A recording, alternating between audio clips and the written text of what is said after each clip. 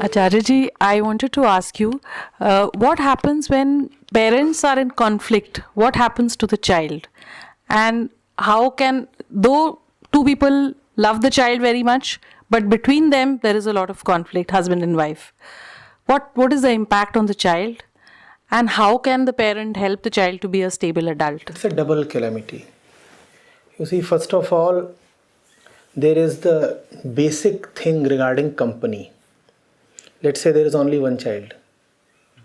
So there are three people: the man, the woman, the child. And the child has the company of the man and the woman. The man and the woman constitute, let's say, 50 to 80% of the child's company. Except for the neighboring playground and the school he goes to. Who is the one who provides him company? These two people, the man and the woman. So it is these two that he has principally got for company. And if you are in the company of two people who are always fighting, what effect will it have on your mind? Forget that those two people are your parents. Any two people. If you are in a railway coach, and that too an enclosed cabin with two fellow passengers, and it's just a journey, let's say 10 hours long, and those two guys are constantly squabbling, constantly, what would it do to you?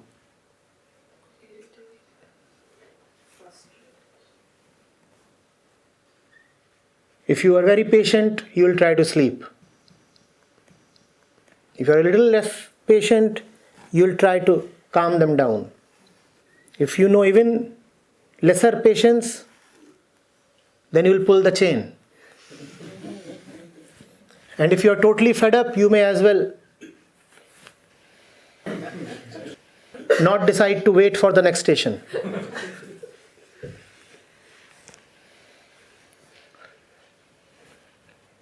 If even 10 hours are intolerable with two quarreling people, how does it feel to live with two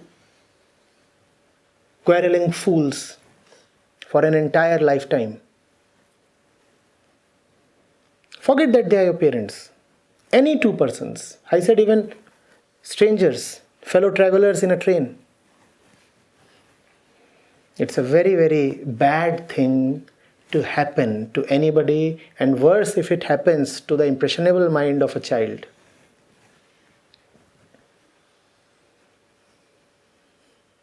When you are fighting, you become very, very self-centered, extremely selfish. When you are fighting, then the ego is aroused to unimaginable levels.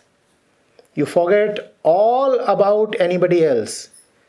In the moment of aggressive excitement, you are totally yourself. You are totally the little self. You are totally the petty ego. And then the other's welfare, the other's concerns just cease to matter. When the woman is fighting the man or vice versa, then it becomes very immaterial to both of them what is happening to the child. The woman has to win. The man has to win. And in the process of winning that petty battle, what is happening to the kid becomes insignificant. We have to see what is happening. Next thing is the issue of identification. First issue was of company. The second is of identification. Not only is the kid in bad company, he is deeply identified with these two quarreling people. One is his mother or her mother, and the other is her father. And what does identification mean? I am that. That's what identification says, right? That am I. In the heated moment of the quarrel, what is the mother? The mother is pure aggression. What is the father? The father is pure hatred. And the kid is saying, that am I. Because the kid is identified with the mother and the father. So what does the kid become? Aggression and hatred. And the mother and father won't even realize that. They'll say, oh, we were fighting. We didn't do anything to the kid as such. You did do, and you did a lot. You destroyed the kid. So is it better to separate? And take the kid along? With one of them, he will have to live with one of them. Is that Would one of them live and survive loneliness? No. That one of them will surely pull into his life somebody else. It may not necessarily be somebody from the opposite sex. But that fellow is surely not going to live a vacuous and vacant life. He would find something to get involved in. Because the fundamental petty ego remains the same even after separation. Separation does not transform the ego. Divorce is not enlightenment. Or is it? So you are still the same. Kid is still with one of these two fools. In fact, it might make it worse for the kid, because now there is nobody else to fight with. So the kid gets all the aggressive attention. You can't beat up the wife now. And the hand is itching. So it's the kid.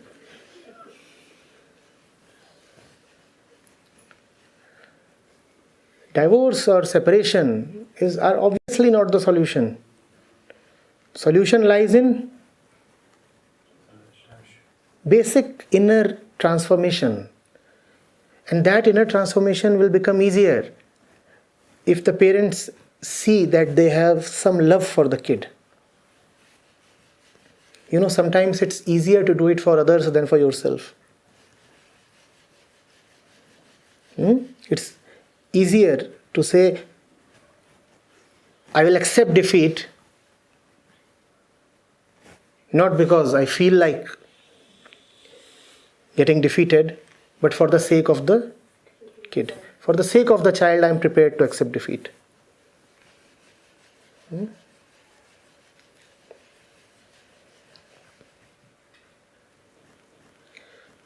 important thing is to realize that it is not for no reason that most of the world's population is already distorted by the time it reaches adolescence. This organization has worked a lot with teenagers and young people. And let me tell you, by the time a boy or a girl reaches 17, there's the 95% chance that he is already a very difficult case, almost beyond redemption. Such is the distortion of the psyche that happens due to a bad childhood. In fact, if there is one unpardonable crime, it is bad parenting.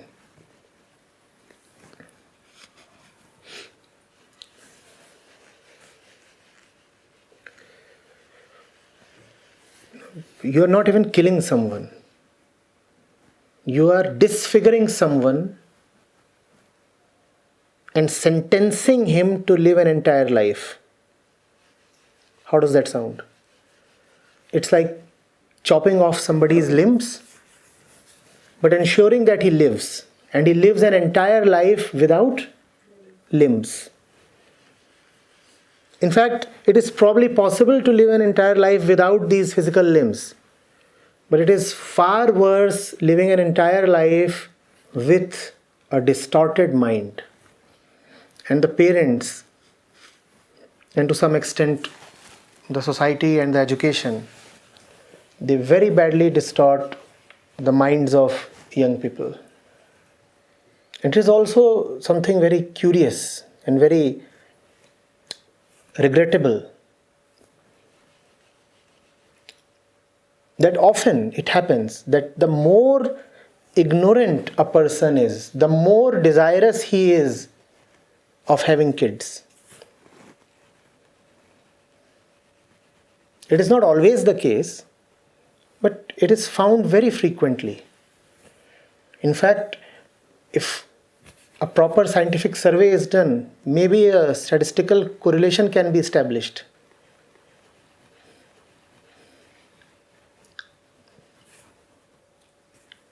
The ignorance quotient would be directly proportional to the number of kids one has.